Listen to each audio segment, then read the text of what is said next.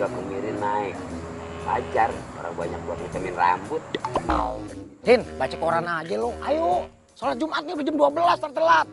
Pi, kalau lu pengen gak telat, hari Kemis lu nyampe. Hari Kemis gue datang sholatnya hari Jumat, mang gue pikun datang hari Kemis. Pengen ketiban beduk gue hari Kemis.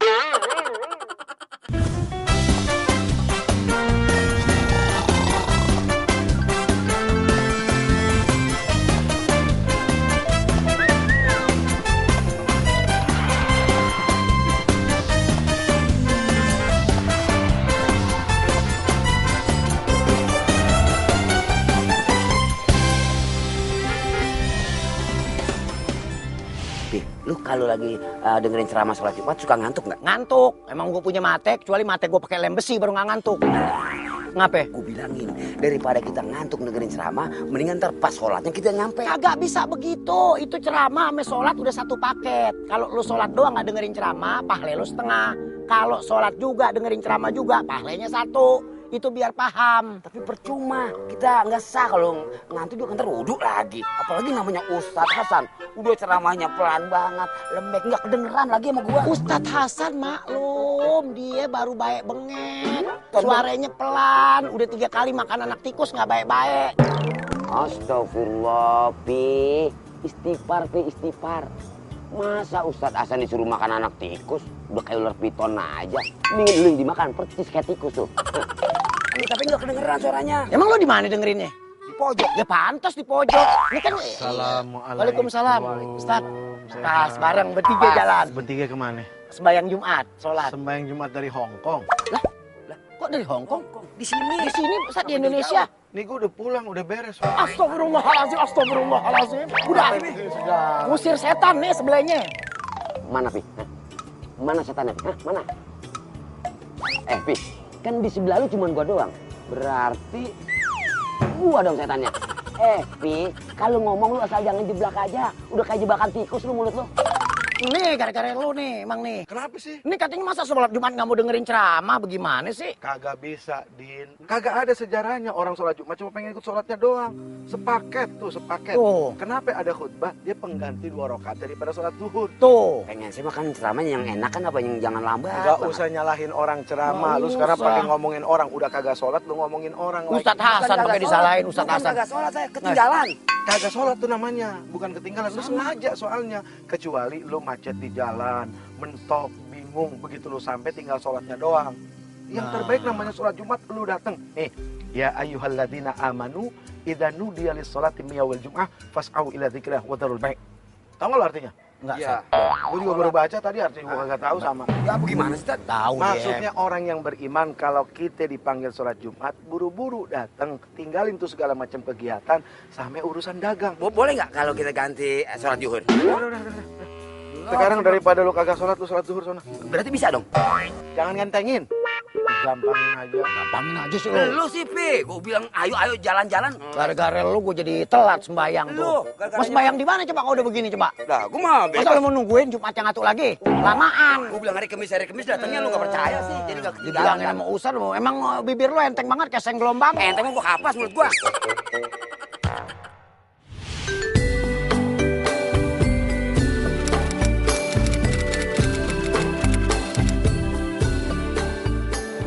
Assalamualaikum warahmatullahi wabarakatuh.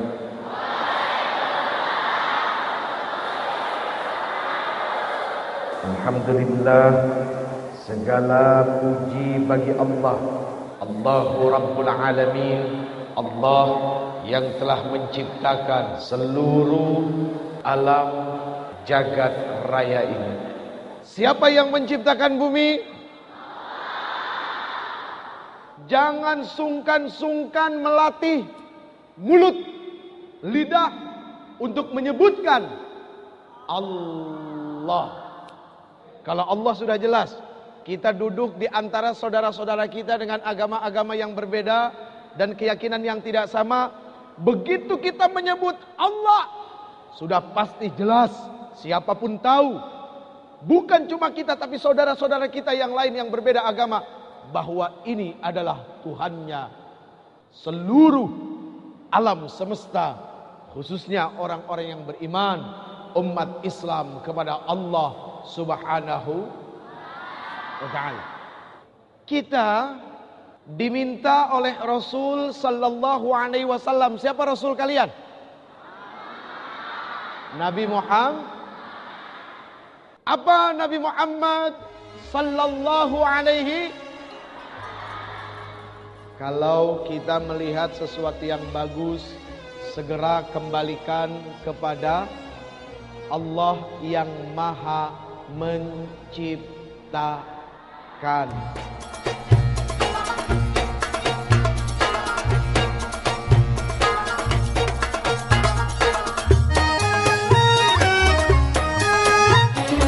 Assalamualaikum. Waalaikumsalam. Kenapa tadi liatin? Ini siapa? Ah. Oh ya Allah. Subhanallah. Ya, Pelan-pelan. biasa aja kalau begini aja. Enggak, Din, mohon maaf. Ini kok pakai bajunya begini? Hah? Ini cuman nyesuaiin aja, Tad. Nyesuaiin apa? Di era 12. Jangan dilihat tampangnya, Tad. Maaf. Hatinya, akhlaknya, subhanallah. Gimana mau dilihat akhlaknya bagus, Din? Akhlak nggak bisa dilihat, Tad. Akhlak nggak bisa? Nggak bisa dilihat. Nah terus bagaimana bisa ngelihat akhlak? Wajah saya aja liatin. Din, mohon Iya. maaf lahir batin. Dunia ini kan berkembang. Yang berkembang itu kembang duren, Tad, biasanya. Kembang pisang, kembang jagung.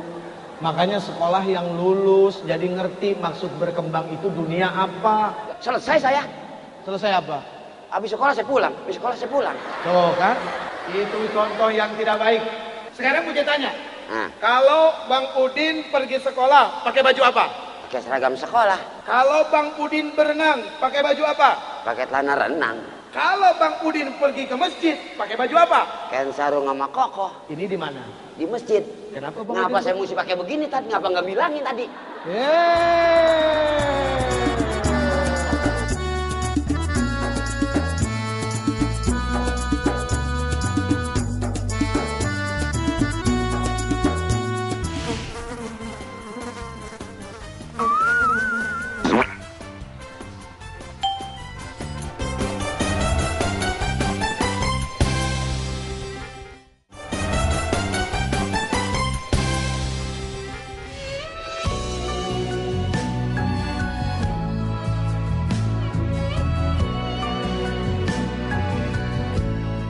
Kira-kira hidup harus gaul nggak?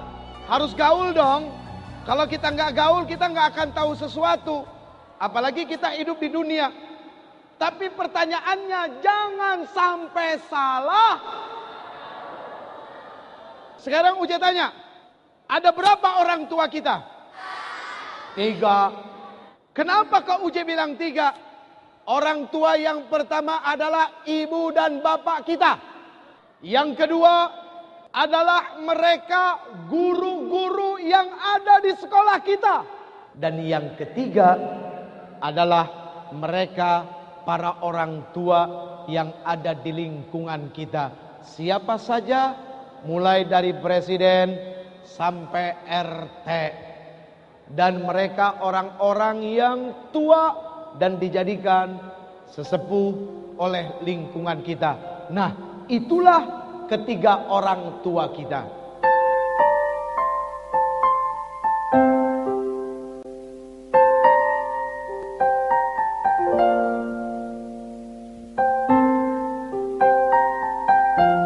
Ketika kita bicara tentang sebuah pendidikan, kemampuan ayah dan ibu untuk mendidik dan memantau hasil pendidikan anak hanya pada saat di rumah saja. Bagaimana dengan di sekolah? Di sekolah tanggung jawab pendidikan dan hasilnya ada pada guru. Di rumah jelas ada yang memantau, ibu dan bapak. Di sekolah juga jelas ada yang mengantau, yaitu guru-guru. Tapi ketika mereka berada pada lingkungan antara rumah dan sekolah, disinilah titik yang paling rawan perubahan perilaku anak kita. Jadi penting nih ketiga orang tua ini untuk bersinergi, kerjasama yang baik. Syubbanul yaum rijalul ghad, kata Rasul sallallahu alaihi wasallam.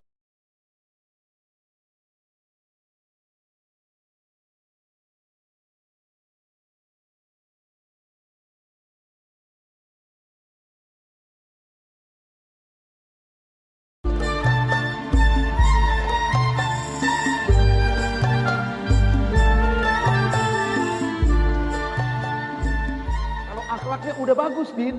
Jangankan di hadapan orang banyak, ketika seorang diri juga dia pintar menjaga diri. Nah, Itu akhlak. betul. Makanya Rasul Shallallahu Alaihi Wasallam diutus untuk memperbaiki akhlak. Hadisnya bagaimana? Nah, Coba. itu dia. Ayatnya, coba sebutin. Kita Coba sebutin ayatnya. harus membenarkan akhlak. Ya, apa? Nah, akhlak tuh harus bagus. Benar. Kalau enggak, Masya Allah. Ah, bagaimana bunyi ayatnya? Yang ayatnya, Ah. coba Cak, silakan bilangin supaya tahu gitu kan. Anu, nggak enak kalau saya bawa ntar katanya lagi gimana lagi. Innama Innama bu'ithu. bu'ithu. Lidah saya lain agak nyangkut. Nih lihat bibir gue. Innama ikutin. Oh, ikutin. Innama. Enggak, memang kalau belajar Quran begitu, Pak. Kita nggak bisa belajar Quran sendiri, kacau nanti. Lihatin bibir. Kalau urusan Quran harus melihat Ya. antara murid dengan guru. Ini contoh nih, bener. Nah, ini muajahah itu penting, saling berhadapan. Betul, Ya. betul, Yo. betul. Innama. Innama.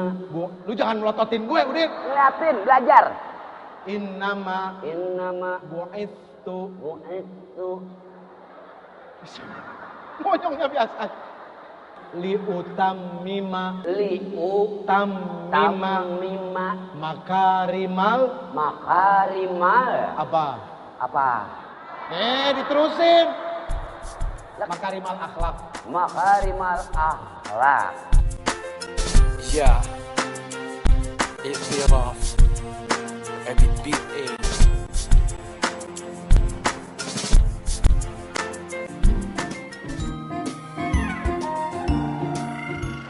Ini lo harus dibawa. Lah, lu suruh jadi imam bukan petinju. Mau begini aja. Ngapa jadi kayak mau diadu lo? Bergerak aja. Pak, ngatur sikap yang rapi. Allahu Akbar. Allahu Akbar.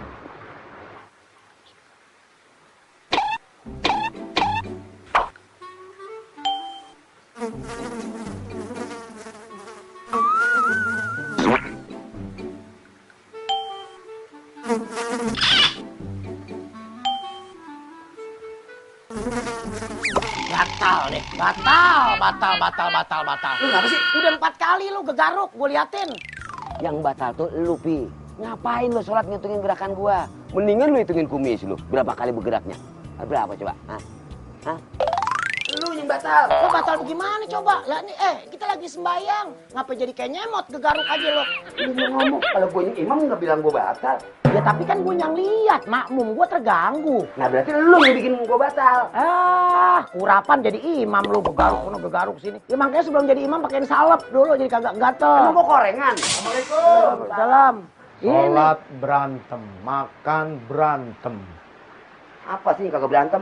Ah, iya benar, itu dia jawabannya. Ya, lu bilangin. Nih, saya kan suruh dia jadi imam, kan dia sering ngikutin ustadz, berarti kan ilmunya lebih lumayan dari saya, begitu. Imam deh nih, dia jalan deh nih, Allahu Akbar. Saya ikut kan di belakang jadi makmum.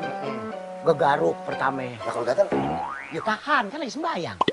Nggak lama, gegaruk lagi 2. Saya hitungin sampai begini sembayang, jadi ausu. Hitungin gitu, gegaruk. Gegaruk lagi 3, gegaruk lagi 4. Saya bilang batal, mare. lu dari ngitung aja udah batal tuh. Tuh kan ketahuan siapa yang batal sholatnya. Gerakan jarinya aja udah lebih dari 3 kali. Pakai nyalain orang. Ngaca. Maksudnya si Opi. Jadi kira-kira yang kagak bener sholatnya siapa? Lu ngapa jadi kayak orang suit sih lu? Katanya kalau sholat itu gerak kagak boleh lebih dari 3 kali. Terus kalau ngegaruk, ini begini nih. Nggak boleh begini. Misalnya gini, Ah. lu gatel di sini. Ah. Jangan lu begini ngegaruk. Itu namanya korengan. Harusnya kan. Ini tuh, 1, 2, gitu. Caranya ada. Terus. Lu kalau kebanyakan bergerak, itu nama tandanya orang tidak tumak ninah. Sholat itu harus tumak ninah. Tahu nggak artinya tumak ninah? Cuma kan itu kutu. Astagfirullahaladzim. Tumak ninah lu sholat dalam keadaan tenang. Oh. Nah, berarti lu sholatnya batal. Sama Bang Opi juga begitu. Lagi pakai segala ngitungin orang sholat. Nah, lu gak cuma ninah. Udah lu diem, Din. Sekarang biarin.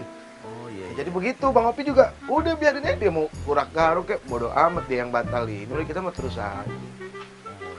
Tuh, ya. Ngerti Iya, kan? iya. Ada juga gue nanya sama lu ngerti kagak? Lu nanya gue. Tumanina. Tumak Nina. Tumanina. Nah, itu. Lihat, pelajarin mulut gua. Tumanina. Oh, lu habis makan balang lu ya? Ketika tiba-tiba ada orang yang mengaku Islam lalu mengatakan dukun Islam adalah 6, keluar tidak dari Islam.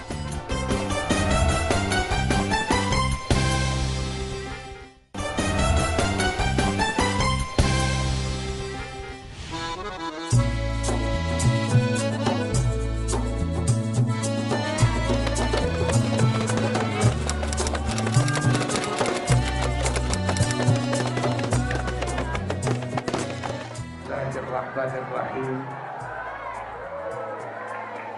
Assalamualaikum warahmatullahi wabarakatuh.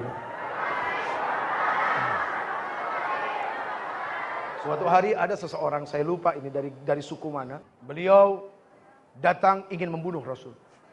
Ketemu dengan Umar bin Khattab radhiyallahu anhu. Ditanya, maksud kamu apa? Terang-terangan dia bilang, saya mau bunuh Muhammad. Berantem tuh 1 lawan 1. Kalah dia sama Umar bin Khattab radhiyallahu anhu. Kemudian dibawa sebagai seorang tawanan, diikat. Rasul keluar. Ini siapa? Dia mau bunuh engkau ya Rasul. Ketemu dengan aku di jalan, terus aku berantem, kalah dia. Lepasin ikatannya. Loh, lepasin. Terus ditanya, udah dikasih minum belum? Udah dikasih makan belum? Ambil susu, ambil roti. Begitu sudah dilepas, sama Rasul dikasih. Sebelum dia makan, Rasul minta dia syahadat, dia gak mau. Sampai 3 kali dia gak mau. Akhirnya kata Rasul apa?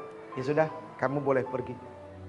Sahabat yang lain bingung. Padahal sahabat udah nyiapin pedang buat nebas lehernya. Malah kata Rasul dilepas, pergi nih. Bingung sahabat. Tapi sahabat nggak mau banyak tanya, samaan wa ta'atan. Dengar dan taat, selesai. Apa kata imam? Kenapa dulu Islam gampang berkembang? Karena akhlak. Kenapa Islam dulu mudah diterima? Karena akhlak. Muncul di antara kekacauan akhlak. Muncul di antara kehancuran moral. Itu Islam lahir sebagai akhlak yang hebat.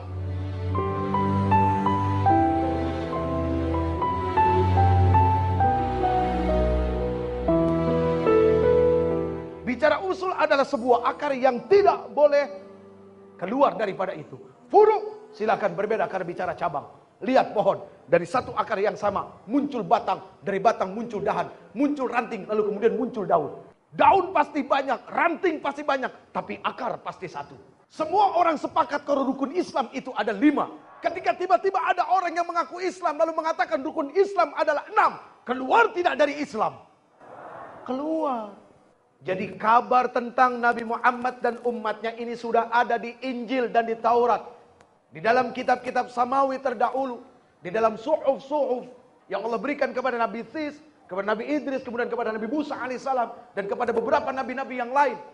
Di situ sudah dijelaskan bagaimana kabar Rasul sallallahu alaihi wasallam bersama umat-umatnya. Cirinya adalah apa? Yang pertama, mereka tegas. Tegas apa? Dalam mengatakan, Kul huwallahu ahad. 2 kalimat syahadat. Syahadat pertama bersaksi kepada Allah, kedua adalah kepada Nabi Muhammad. Tidak hanya cukup di situ bahwa Nabi Muhammad sallallahu alaihi wasallam adalah nabi akhir zaman, yang artinya dengan dijelaskan bahwa tidak ada nabi lagi setelah Rasul Muhammad sallallahu alaihi wasallam. Ini usul.